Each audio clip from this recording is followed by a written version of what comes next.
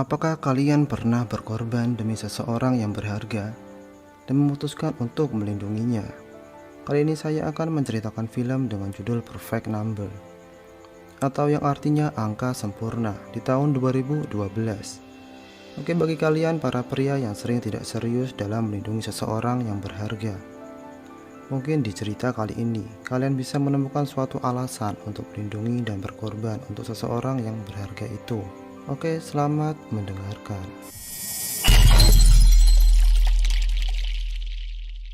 Inilah kisah Sugo dan tetangganya Hwasun beserta ponakan Hwasun yaitu Yun-a. Sugo berprofesi sebagai guru matematika dan sedangkan Hwasun adalah karyawan toko makanan. Kisah pun dimulai. Seperti biasa, di pagi hari Sugo mampir membeli makanan di tempat Hwasun saat mau pergi bekerja. Dia adalah guru yang jenius dan sangat fokus. Tapi pada suatu malam, kejadian yang tak terduga muncul. Hwasun kedatangan tamu yaitu suaminya yang selama ini mencarinya. Karena diketahui Hwasun mau pisah dengan suaminya karena perilakunya. Dan selama ini Hwasun terus bersembunyi. Dan namanya adalah Chulmin. Dia langsung menerobos masuk, menampar Hwasun dan menyiksanya. Sedangkan Yun-a di kamar dan dia belajar. Saat Chulmin mau memperkosa Hwasun, Yun-a keluar dan memukul Chulmin hingga jatuh. Tapi Chulmin segera bangkit dan memukul mereka berdua hingga akhirnya Hwasun mengambil kabel setrika dan menyakiti Chulmin hingga tewas. Hwasun panik dan ingin lapor polisi. Sugo yang mendengar kegaduhan dari kamar sebelah mendatanginya dan mencoba membantu. Tapi Hwasun berkata tidak ada apa-apa. Tapi Sugo sudah mengetahuinya dan berkata, "Kamu sudah membunuhnya kan? Aku bisa membantu." Hwasun yang panik lantas percaya dan mempersilahkan Sugo masuk. Sugo pun melihat mayat Chulmin dan berkata, "Aku akan membantu kalian, asalkan kalian percaya padaku dan melakukan apapun instruksiku." Dan inilah awal mula semua skenario sempurna terangkai. Besoknya ditemukan mayat pria dengan kondisi yang mengenaskan, mati karena tercekik kabel. Wajah dan tubuh rusak hingga sidik jarinya tidak bisa dikenali. Di TKP, Detektif Joe menemukan sepeda yang sudah kempes dan kunci apartemen.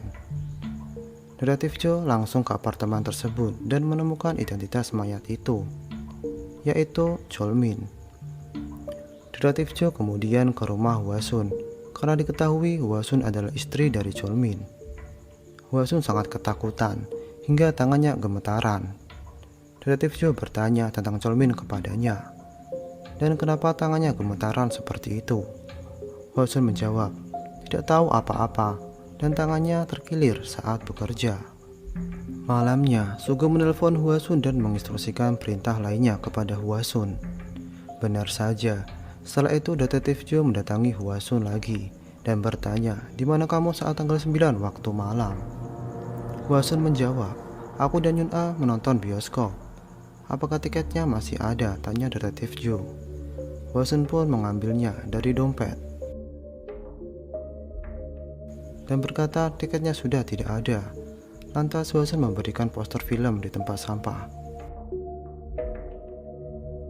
Dan ternyata tiketnya ada di dalamnya. Detektif Joe dan rekannya kemudian pergi karena memang benar alibi Hwasun sudah patah. Tapi mereka masih mengawasi di lokasi yang berbeda dan melihat Sugo yang masuk apartemen. Sugo yang menyadarinya memberitahukan Hwasun untuk berhati-hati karena polisi masih mengawasi. Kemudian Detektif Joe dan rekannya mendatangi Sugo. Ternyata Sugo dan Detektif Joe dulunya adalah teman satu sekolah.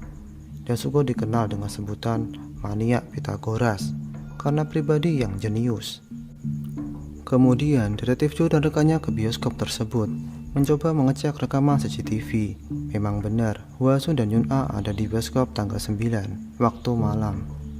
Besok malamnya tiba-tiba Hwasun mengajak bertemu Sugo seraya menangis dan mengatakan besok akan diadakan uji tes kebohongan. Dan kenapa semua orang menanyakan tentang kejadian tanggal 9? Tanya Hwasun. Lantas Sugo menenangkannya. Percayalah padaku, aku aku akan melindungimu. Besoknya, uji kebohongan dimulai. Hwasun menjalaninya dengan cemas dan ketakutan, dan menjawab semua yang ditanyakan oleh penguji. Dan penguji menanyakan semua kejadian yang bersangkutan saat tanggal 9. Tapi alat detektor tidak mendeteksi kebohongan apapun. Penguji pun mengakhirinya, tapi Detektif Joe menerobos masuk karena ada satu pertanyaan lagi yang paling penting yang belum ditanyakan oleh penguji, yaitu apa kamu yang membunuh Chulmin? Alat detektor sekilas mendeteksinya, tapi segera disudahi oleh sang penguji. Dan kemudian Hwasun dibebaskan atas segala tuduhan. Kemudian Hwasun pulang dan bertemu dengan Sugo. Hwasun sangat berterima kasih kepada Sugo karena bisa tenang dan kembali menjalani kehidupan dengan Yor-A. Kehidupan mereka kembali tenang. Besoknya seperti biasa, Sugo berangkat kerja dan mampir membeli makanan di tempat Hwasun. Kali ini ada yang spesial. Sugo diberi sesuatu oleh Hwasun. Saat sampai di sekolah, Sugo membukanya. Itu adalah sebuah syal dan sebuah catatan terima kasih atas bantuannya.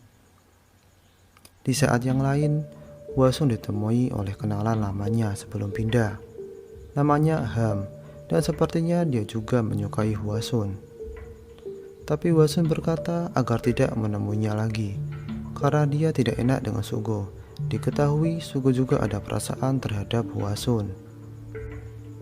Kemudian Ham mengantar Hwasun pulang, karena saat itu hujan. Dan bertemulah Hwasun dengan Sugo. Setelah itu Sugo menelpon Hwasun, menanyakan apa semua baik-baik saja, dan menanyakan siapa laki-laki tadi. Hwasun menceritakan, itu laki-laki yang dikenal sebelum pindah, dan dia suka membantunya. Kemudian Sugo pulang ke apartemennya, tapi dia sudah ditunggu oleh Detektif Joe. Karena teman lama, Detektif Joe dipersilakan masuk dan mengobrol masa lalu hingga dia tertidur. Saat bangun, Detektif Joe melihat buku dengan judul Perfect Number. Kemudian iseng-iseng membukanya dan menemukan secari kertas seperti kertas ucapan.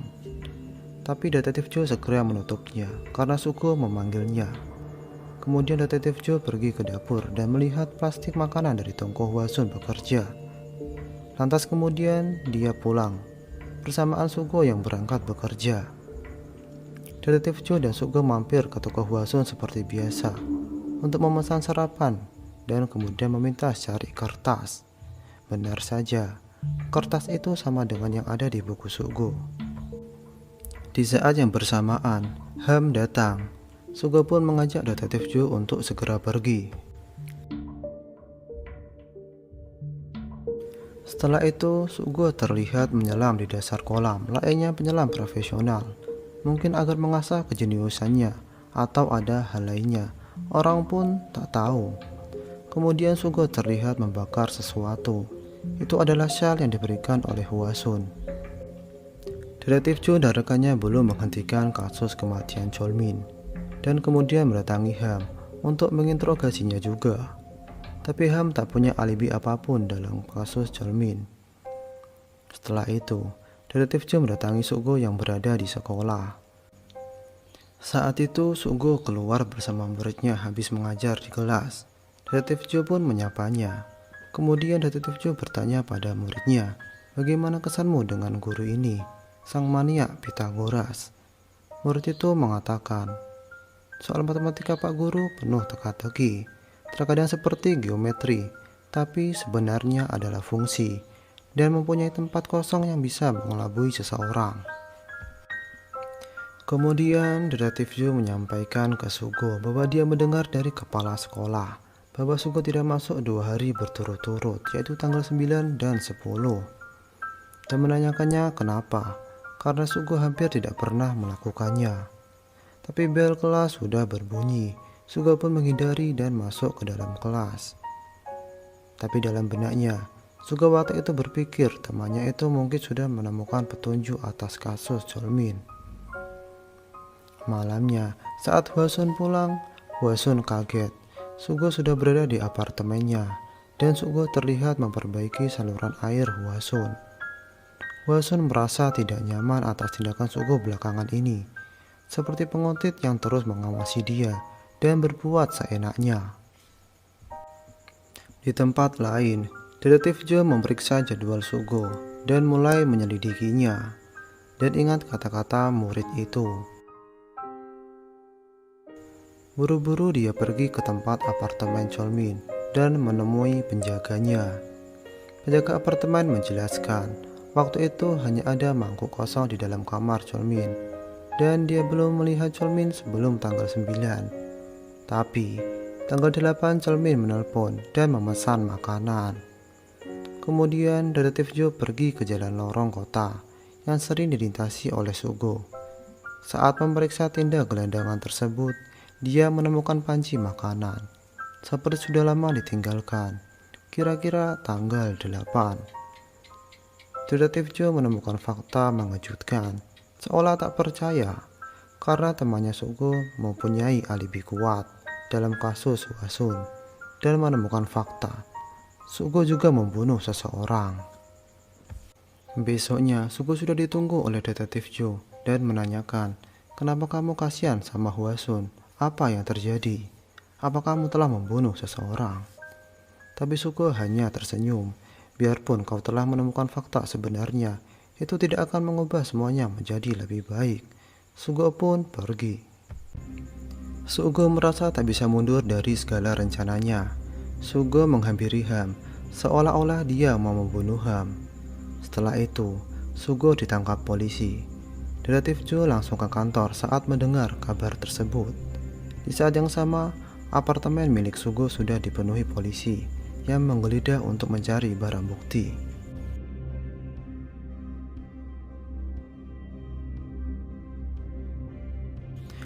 Detektif Joe kaget. Sugo mengakui semuanya dan mengakui bahwa dia jugalah yang telah membunuh Cholmin. Detektif Joe langsung menerobos masuk, langsung berkata ke Sugo, hentikan semua sandiwaramu. Kau tidak benar-benar membunuh Cholmin. Bahwa selama logika cocok, kau bisa menjadi seorang yang brutal saat kau memutuskan untuk melindungi seseorang yang berharga.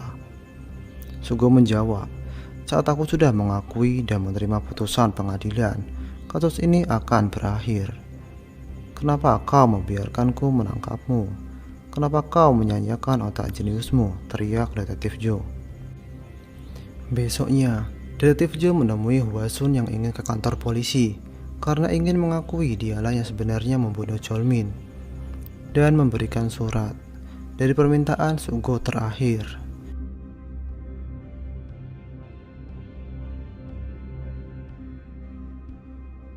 Detektif Joe menjelaskan, kau memang tidak sepenuhnya salah karena kau hanya mengikuti perintah Sugo, dan pantas saja kau lolos uji kebohongan karena pembunuhan terjadi tanggal 8 malam, bukan tanggal 9.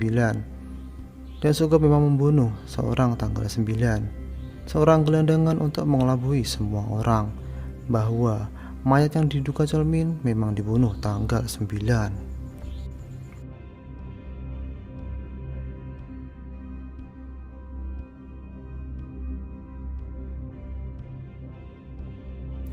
Dan mungkin mayat Cholmin yang sesungguhnya masih disembunyikan.